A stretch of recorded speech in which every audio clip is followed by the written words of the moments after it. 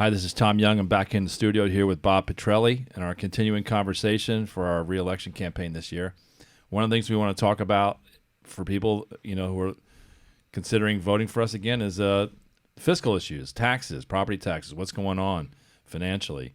You and I have been doing the finances of the town for some time now, and we're one of the few towns in the state that has AAA bond rating and has had AAA bond rating for a long time. Now, it doesn't mean a lot to people. It sounds like, oh, that's cool. But, I mean, it's really only a handful that have it. I think there's only, a dozen out of about 580 towns? 565. 565 in New Jersey. The part that is humorous to me is our credit rating is better than the U.S. government's. Yeah, well, it's. I mean, the county went back to AAA, but they weren't always AAA. We've been AAA for, I gotta say, about 10, 12 years. I think you're right. And S&P just recently came in, and I think it was S&P or Moody's, one of them rating agencies. Moody's, yeah. Moody's said never seen another town was as in good a shape as we were. Now, what does that mean? It means that when we borrow money, and we don't borrow that much money, but when we do, we get the very best interest rate. Right. So it means people pay less in taxes. Less in taxes, but it also means we have our. I use the term we keep our powder dry, meaning that if we have a crisis, that we can solve that crisis without raising taxes. And, so we try to, from a philosophical perspective, we try to maintain a stable tax base. The state limits us in terms of spending. I think there's a 2% cap a year on expenditures. There's some carve-outs and things like that but we typically underrun that. So if you look at your property taxes, now some people have been reassessed and well, we reassess every year. We reassess every year, but I'm talking about a significant reassessment. They put an addition on or a pool or some kind of thing that might change. Or the house next door got sold. Yeah. And so, but for the most part, your taxes are relatively stable for probably the last 10 years. And you can go look it up and look at your neighbors. It's not true for everybody, so I don't make a blanket statement.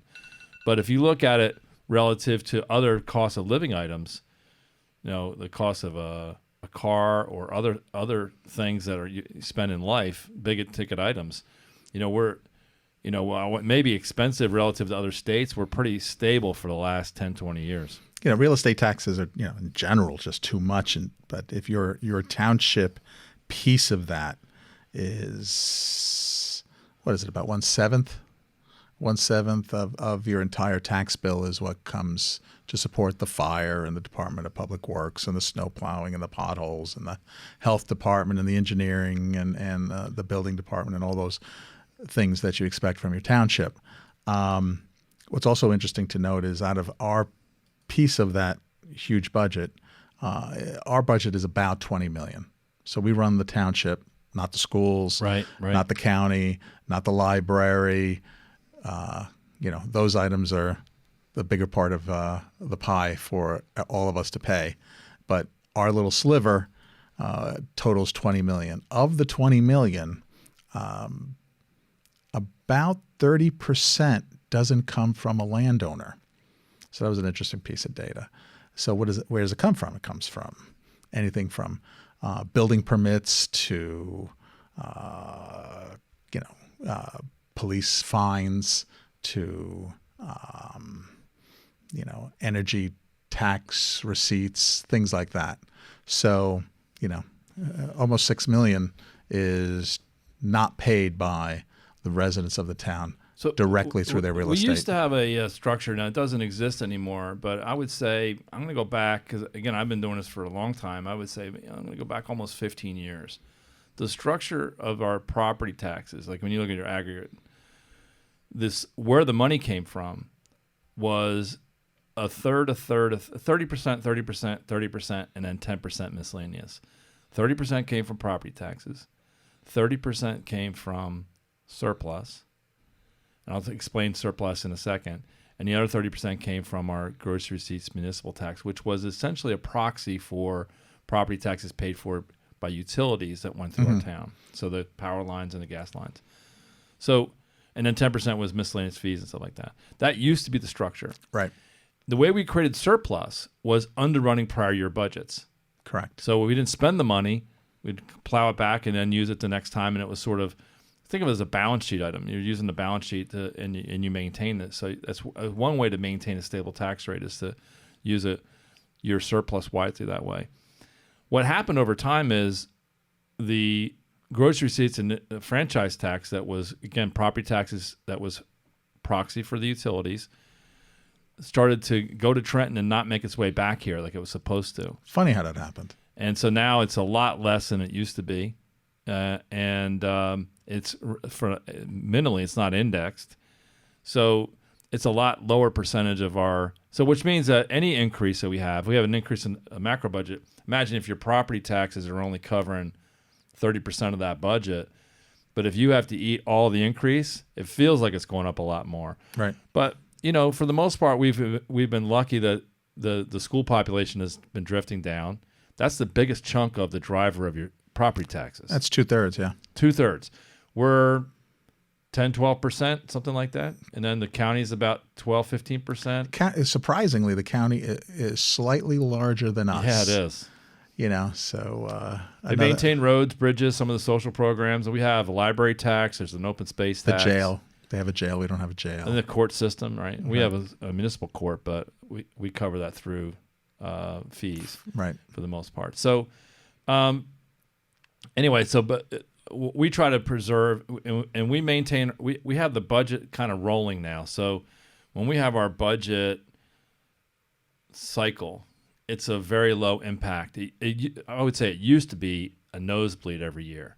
Now we budget continuously. Correct. Meaning that we have a multi-year plan so that when the budget's up, we may have a 2-hour meeting and we're done versus meeting after meeting after meeting, a lot of grind, because we have it set up in such a way where the staff knows this budget, the next budget, the budget after that, et cetera. They have a pro forma layout, and we're dealing with exceptions. And it allows us to maintain our fiscal status. We're not riding at the edge so that we have to react to every single financial situation. We have a buffer. We maintain that buffer. We maintain a stable tax base. That's really what we're trying to do. And again, if other towns did that, New Jersey would be in a much better position than they're in today. And one of the reasons I think we have our AAA bond rating is we don't do the sleight of hand with bonding everything. Often we'll pay for it essentially out of cash, save our pennies for it, and that's much more fiscally prudent. As a township, our total indenture is essentially 1/10 of what it could be. Yep. So it could be 10x what it could be, and that's sometimes the prize of government. If you give it to them, they'll spend it. And I think we've been exceedingly conservative and fiscally responsible with what we pay for and what we don't pay for. We try to follow for cash versus bonding a matching principle. So we could bond for a hell of a lot more than we do, but we're trying to follow an accounting principle of matching principle even if we could pay cash for a road, we won't, because we want to spread that out over the life of that road. So we're trying to match the use of something we're buying is matched to the taxpayer use of that. So that's a principle in general accounting principles. Things like equipment, big ticket items we'll buy, like a fire truck. Right. I mean, I think this past a lawnmower, right, even though you might use it for 3 or 4 years, I don't want to track that from an asset perspective. And if we can pay cash, we do. Anyway, so we pay for cash for a lot of items. We bond for big ticket items. And then as a result, we have a very large bonding capacity because of our AAA and our good, strong balance sheet. Our nice, so if we ever got in the jam, we could borrow money to go do that. Now, at some level, we're constrained with our 2% cap on what we're allowed to by law in terms of increasing spending. So unless it's carved out of the cap, we really couldn't spend the money anyway. But we could if the cap was lifted, or if there was an emergency. We had the ability to go do that. And, so one of the items we're looking at that could have a potential impact, and we talked about it on one of our prior discussions that we recorded, was around emergency services. If we had to go to more and more paid staff, that would really choice. tax our ability to stay within the 2% cap. And if we did that, we have ways to get around that cap. One of them is to create a fire district, which in the past the town rejected as a concept. But if we were in a situation where we couldn't afford, or the volunteers weren't able to provide adequate coverage, and that was the only way to resolve it, the only way for us to resolve it financially would probably be through a fire district. And that would be to create a separate taxing entity. And it's just one more complicating item for people to deal with. They already have a hard time with municipal, local, school board, the county, the state, all these different levels of taxation. Library tax, yeah. Library tax. That's another one. At some point, demographic wise, are people still using the library like they used to? And bookstores are going out of business right and left. There's I know people still read books and the libraries have evolved into different things, but is it still being used the same way? Should we? A lot of meeting place uses for the library, but you're right. You could imagine 100 iPads in a carousel, and that's your library, right? So if you didn't have an iPad at home, or you're a kid doing a book report, here's your iPad, and here's all the books of the world, and you can do as you see fit in the library. Yeah, I mean, if we had a municipal center, a recreation center, or something like that, and we may end up with one. We've talked about it a couple times. I know you had a big passion for it a couple years ago, talking about it. We're not going to do it if the town doesn't want us to do it, even though you and I might want to go do it, and we probably could push it through if we wanted to. We're not going to do anything without the consent and the validation from the town. But if we go back and have a community center, and we might end up with one, then we can maybe be able to create our own, what I'll call maybe next-gen library. But that'd be a discussion we would have. We're not going to do anything without being. No, it's a big ticket item, right? We estimated that to be about $5 million or so. Right. And but it's also trying to be more transparent about what might happen in the future. Right. Again, we've always operated as a governing body largely by consensus. There's very, very few times we go 3-2 or 4-1 on an issue. We typically will defer to the minority until we can get a 5-0. Doesn't always happen that way. And we certainly don't all agree behind the scenes all the time. That's for sure. Right? So that's for sure. But we hash it out, and then when we get to a point where we can be united, then we're more likely to be lined up with the town as well.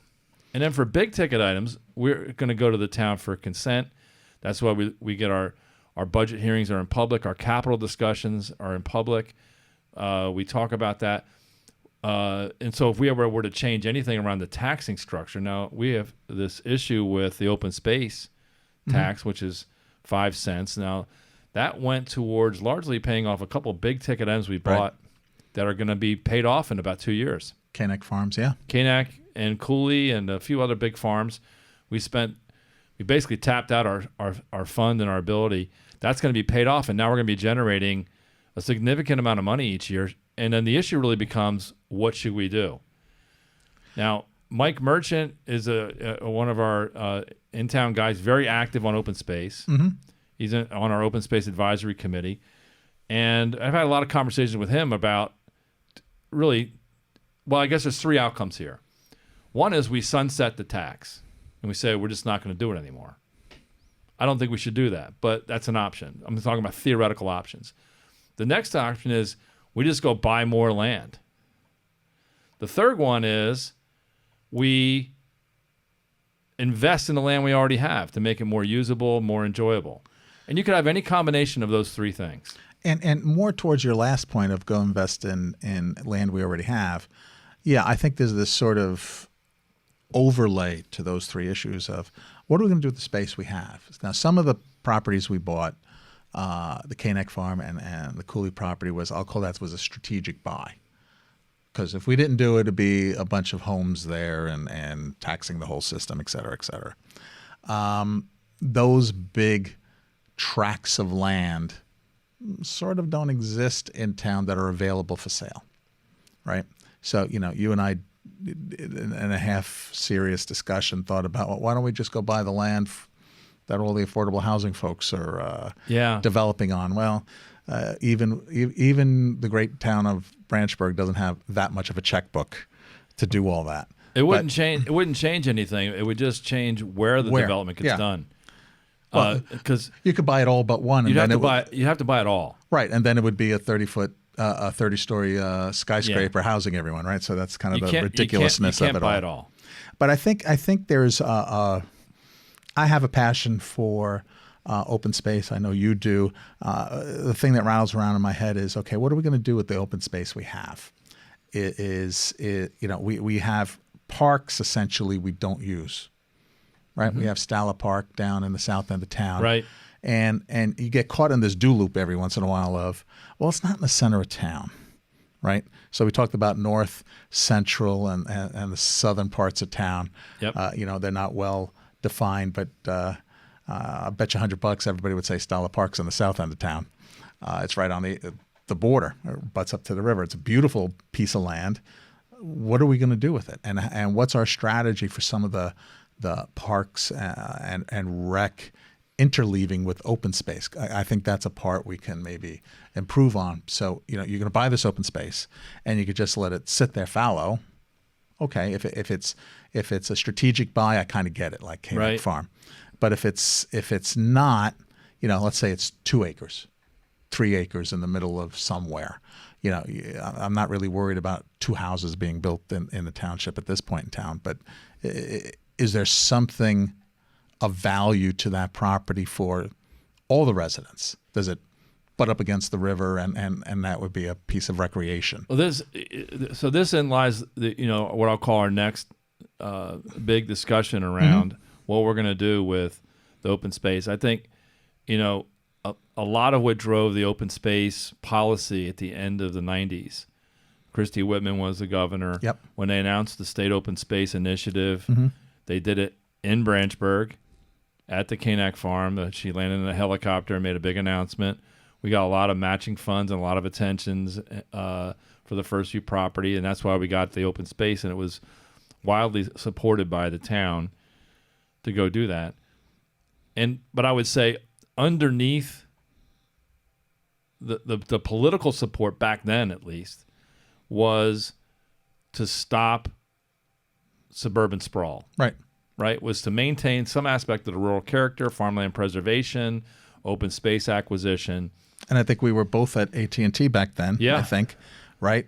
Telecommuting was the hot thing. Yep. And Christy Todd Whitman was trying to, deal with traffic issues and staggering workforce arrival times, 7, 8, 9, all that good stuff. Well, open space purchases help mitigate, the growth of traffic and sprawl. So, I think could you imagine what traffic would be if Kanak Farm was developed with, coach homes, right? It'd be.